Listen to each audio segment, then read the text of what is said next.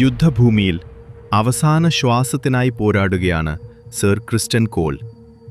ജീവിതം മുഴുവൻ ഗ്രീൻസിനു വേണ്ടി വാളുയർത്തിയ ആ യോദ്ധാവ് ഒടുവിൽ സ്വന്തം രക്തത്തിൽ കുളിച്ചു കിടക്കുകയാണ്. അവസാന നിമിഷത്തിൽ അവൻ്റെ കൈകൾ ചേർത്തു പിടിക്കുന്നത് ആലിസന്റ് സ്നേഹത്തോടെ നൽകിയ ആ സ്നേഹസമ്മാനമാണ്. വെസ്ട്രോസിലെ ഏറ്റവും വിവാദനായ യോദ്ധാക്കളിൽ ഒരാളുടെ കഥ അവസാനിക്കുന്നു.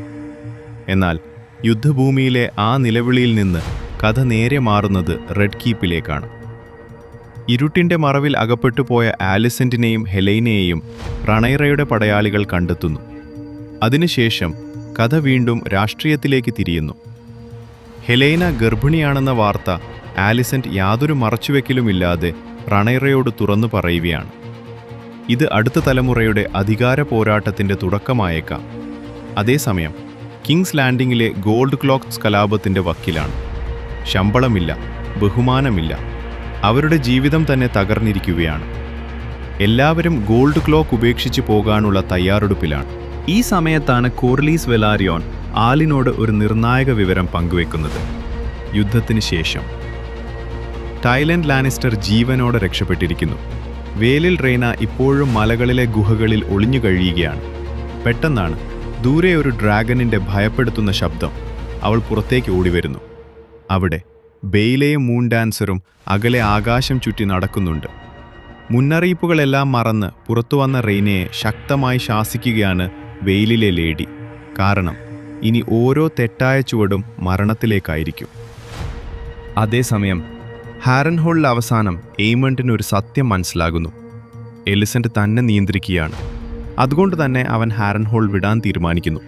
പക്ഷെ പോകുന്നതിന് മുൻപ് ആലിസ് റിവേഴ്സ് പറയുന്ന ഒരു വാക്കെല്ലാം മാറ്റിമറിക്കുന്നു.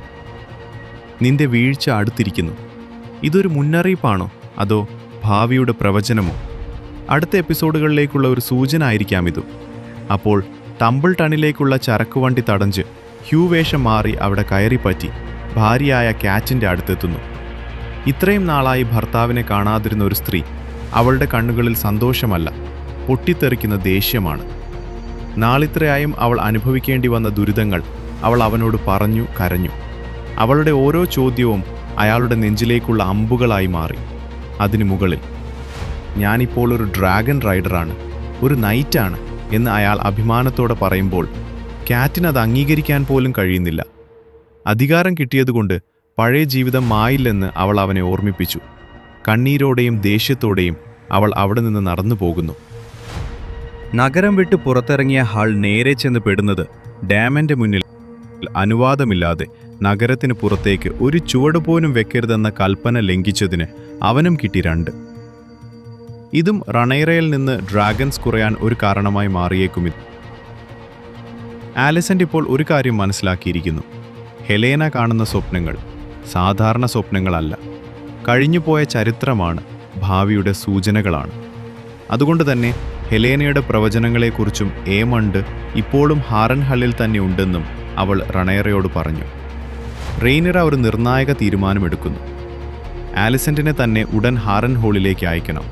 അപ്പോഴേക്കും റണൈറയെ തേടി ഒരു സമ്മാനമെത്തി, ഒരു ചെറിയ തുണിക്കഷണം. പക്ഷേ അതിലൊളിഞ്ഞിരിക്കുന്നത് വെസ്ട്രോസിൻ്റെ മുഴുവൻ രാഷ്ട്രീയമാണ്. ഈ തുണിയിൽ എഴുതിയിരിക്കുന്ന വാചകം, kick this dog and I will bite your hand. മലയാളത്തിൽ പറഞ്ഞാൽ, ഈ നായയെ ഉപദ്രവിച്ചാൽ നിന്റെ കൈ കടിക്കാൻ ഞാൻ മടിക്കില്ല. അതായത് എത്ര ദുർബലരാണെങ്കിലും ഒരു പരിധി കഴിഞ്ഞാൽ അവർ തിരിച്ചടിക്കും. ഈ അടി റണൈറയ്ക്ക് താങ്ങാൻ കഴിയുമോ? പുതിയ ഡ്രാഗൺ റൈഡേഴ്സ് കളം മാറ്റി ചവിട്ടുമോ? കണ്ടറിയാം. സിംഹാസനം ആരുടേതാണെന്ന് ചരിത്രം തീരുമാനിക്കും. അതുവരെ രക്തം ചിന്തുര തന്നെ ചെയ്യും.